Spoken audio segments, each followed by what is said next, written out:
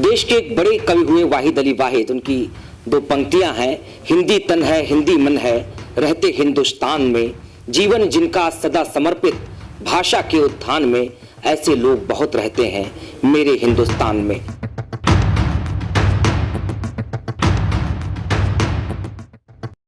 आज हमारे साथ पुष्पिता अवस्थी जी हैं, जो कि हिंदुस्तान की हैं, भारत की हैं, कानपुर की रहने वाली हैं, उत्तर प्रदेश के एक जिले में रहती हैं और वर्तमान में आप पिछले काफी समय से, कई वर्षों से नीदरलैंड में रह रही हैं और आसपास नीदरलैंड समेत आसपास के कई कैरिबियाई देशों में आपने हिंदी के उत्थान के लिए बहुत सारे कार्य किए हैं। हिंदी को आगे बढ़ाने का काम कर रही हैं। वियतनाम से लेकर के सूरी जैसे देश में हिंदी के उत्थान के लिए आप लगातार प्रयासरत हैं। आपको हाल ही में भारत सरकार से एक सम्मान भी मिला है, प्रवासी भारतीय हिंदी भूषण सम्मान से आपको नवाजा गया है। सबसे पहले आपको सम्मान मिला, आपको बहुत बहुत बधाई। क्या सम्मान है, थोड़ा सा इसको बताएं, डिस्क्राइब करें। जी सुरेश जी नमस्कार, और अपने सभी श्रोताओं और दर्शकों को भी मेरा नमस्कार। नीदरलैंड की धरती से, हिंदी यूनिवर्स फाउंडेशन की धरती से और नॉन वायलेंस पीस एकेडमी की ओर से और guardian of earth and global culture, और इसके साथ साथ नमस्कार है सुरेश जी को, गौरव गुप्ता जी को और हमारे साथ के सहयोगी और निर्देशक कमल टावरी जी को और सभी मित्रों को। ये मेरा सौभाग्य है कि मैं भारत की धरती पर हूँ। भारत की धरती मनुष्यता और मानवता के आत्मा की धरती है, जो हम भूल चुके हैं। जैसा कि सुरेश जी ने आग्रह किया, ये सम्मान उत्तर प्रदेश हिंदी संस्थान द्वारा दिया जाने वाला विदेशों में भाषा और भारतीय संस्कृति का प्रचार कर रहे विद्वानों को प्रदान किया जाता है। उस क्रम में मुझे उत्तर प्रदेश सरकार ने इस पर ध्यान दिया, मेरे इस पूरे कार्यकर्ता स्वरूप को अनुभव किया और सम्मानित किया। मैं उसकी आभारी हूँ। लेकिन इसके साथ साथ मुझे अपने इन्हीं कामों के लिए 2018 में प्रणब मुखर्जी ने राष्ट्रपति सम्मान से भी विभूषित किया। तो उत्तर प्रदेश सरकार से पूर्व मुझे ये सम्मान मिल चुका है और इसके साथ साथ अपनी हिंदी भाषा और भारतीय संस्कृति के प्रचार प्रसार के निमित्त लेखन की दिशा में दूसरे देश से भी कई सम्मान मिले, विश्वविद्यालयों से भी मिले। और इन सारे सम्मानों से जो सबसे बड़ा सम्मान है वो ये कि मेरे लिखे साहित्य को विश्व के दूसरे विद्वानों ने, भाषाविदों ने इसको महत्व दिया और कई भाषाओं में इसका अनुवाद हुआ। मेरी कई कविताओं का एक एक कविता पर एक एक घंटे की फिल्म बनी, जिसमें एक बहुत चर्चित पृथ्वी कविता है जिस पर टेलीविजन फिल्म बनी। तो इस बात का उद्घोषिका है कि साहित्य का प्रचार हमें मानव हृदय में जो फसल उगानी है, उस फसल के बीज साहित्य में होने चाहिए। और इसीलिए मैंने guardian of earth and global culture की बात कही कि अब साहित्य मनोरंजन का विषय नहीं होना चाहिए, बहुत हो चुका। इस मनोरंजन ने हमारी सभ्यता का विनाश किया है। यद्यपि हम इसे विकास समझते हैं, जो एक बहुत बड़ी भूल है। अब सभ्यता के पतन की, जिसका कि कवच तो बहुत ही सुंदर, रंगारंग, महिमा मंडित और दीप्तिमान है, लेकिन वो हमारी संस्कृति नहीं है, वो मनुष्यता की संस्कृति नहीं है।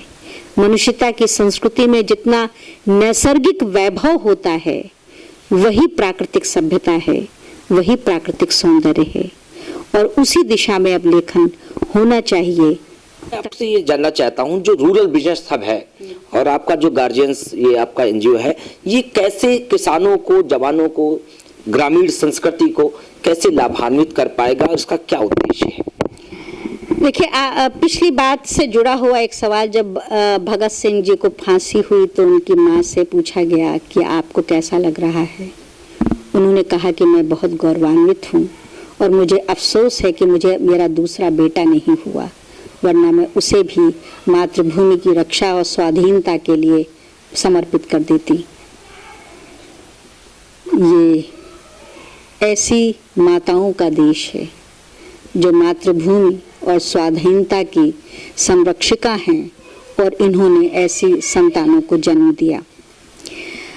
भारतवर्ष शुरू से जिस तरह से किसानों की धरती रही है, वैसे ही मानव संस्कृति की भी धरती रही है। जिस तरह से हमने जैविक रूप से रासायनिक खादों से परे जाकर प्राकृतिक खादों से, जिस तरह से मनुष्य के भोजन के लिए सप्लीमेंट्री फूड में आयुर्वेदिक जड़ी बूटियां हैं, उसी तरह से खेती में उत्पादन के लिए भी हमारी प्रकृति ही खाद प्रदान करती है। जैसे कि नीम की ओर से अभी हमारे जहाँ मैं बैठी हुई हूँ वो नीम की खाद बना रहे हैं, नीम का तेल बना रहे हैं। तो प्रकृति ने अपनी चिकित्सा के, अपने संवर्धन के लिए भी सारे उपादान हमें उपलब्ध कराए हैं। अब ये हम लोगों पर निर्भर है कि हम लोग उनका उपयोग विवेक पूर्वक कितना अधिक और किस तरह से करते हैं। तो जिस तरह से देखिए, हम लोग ऋषि संतानें हैं और ऋषि संतानों के गुणसूत्र डीएनए हमारे पास हैं और डीएनए कभी कभी कई हजारों सालों में फलीभूत होते हैं। मुझे लगता है कि भारतवर्ष में ऋषियों की परंपरा का ये डीएनए अब फलीभूत होने का समय आ गया है, क्योंकि जब विनाश अपनी पराकाष्ठा पर पहुंचता है तो विकास की कुछ किरणें, आलोक दिखाई देने लगते हैं और उससे धरती पर अपनी तरह का प्रभाव पड़ता है। तो मुझे ये लगा, जो स्थिति और परिप्रेक्ष्य में हम बातें भारतवर्ष की कर रहे हैं, किसानी, खेती और मानवीय संस्कृति, इसका अधिक पतित स्वरूप पाश्चात्य देशों में है। अधिक पतित स्वरूप, इसको ध्यान से सुना जाए और समझा जाए, क्योंकि भारतवर्ष में प्राकृतिक ढंग से, जैविक ढंग से खेती करने की परंपरा हमारे ग्रामीण किसानों की विरासत रही है, क्योंकि उन्हें ना अंग्रेजियत से मतलब है, ना यूरोप से मतलब है, ना पाश्चात्य संस्कृति से मतलब है, ना अंग्रेजी भाषा से मतलब है और न वहाँ की उस ताकत से मतलब है। लेकिन हमारे यहाँ के अंग्रेजी शासन के बाद जो बिचौलिए आने शुरू हुए और स्वाधीनता के बाद, अपने देश की स्वाधीनता के बाद जो बिचौलिए बने, विदेशी सत्ता के, विदेशी कहा जाए कि समृद्धि के या विदेशी सामर्थ्य के जो बिचौलिए हुए, उन लोगों ने इस देश का नुकसान करना शुरू कर दिया। वो सरकार सत्ता में उनके नाम कुछ भी हों, लेकिन वस्तुतः वो मातृभूमि विरोधी, भारत की धरती के विरोधी लोग हैं, जो अपने देश की धरती की उपज को बढ़ाने के लिए यूरोपीय खाद, यूनियन और बाकी सारी चीज़ें वो इस्तेमाल करते हैं। तो जिस तरह से हम लोगों के शरीर को एलोपैथी दवा नुकसान करती है, उसी तरह से धरती को ये रासायनिक खादें नुकसान करती हैं और इस तरह से इनका पतन हो रहा है। और इसी के साथ साथ जब हम रासायनिक खादों का इस्तेमाल करेंगे और जो उत्पादन होगा उसका जो संरक्षण होता है वो भी रासायनिक तत्वों से होता है, और जो कोल्ड स्टोरेज और बाकी चीज़ों में रखा जाता है उससे भी उस फसल का और उस सब्जी और फल का की जो गुणवत्ता है उसमें पतन आता, उसकी शक्ति कम होती है। तो हम लोग स्वाद की दृष्टि से तो खा लेते हैं, लेकिन धरती के द्वारा जो पोषण मिलना चाहिए, वो पोषण नष्ट होना तो उसी दिन शुरू हो जाता है जिस दिन धरती में हम रसायन मिलाना शुरू कर देते हैं। फिर जब बीज बाहर निकलता है तो फिर रासायनिक खाद का छिड़काव करते हैं।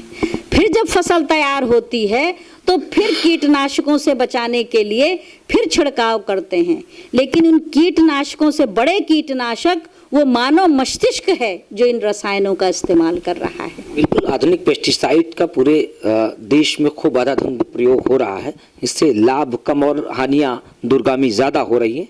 मेरा सवाल सीधा है कि रूरल बिजनेस हब है और आपका जो ये गार्जियंस, हाँ, तो इसका बेसिकली ग्रामीणों से, ग्रामीण अंचल से कैसे ये कोऑर्डिनेट करके उनके जीवन को सुधार कर, उनकी खेती, उनकी फसलों को सुधार कर, उनके साथ सामंजस्य बैठाकर कैसे देश की मुख्य धारा में जोड़ने का काम करें? देखिए, देश या विश्व की मुख्य धारा का जो विषय, जो मुख्य आधार हो सकता है वो है धन। किसान को भी पैसा चाहिए और उसे लगता है कि पैसे के अलावा तो पैसा कैसे मिल सकता है और पैसा कैसे बच सकता है।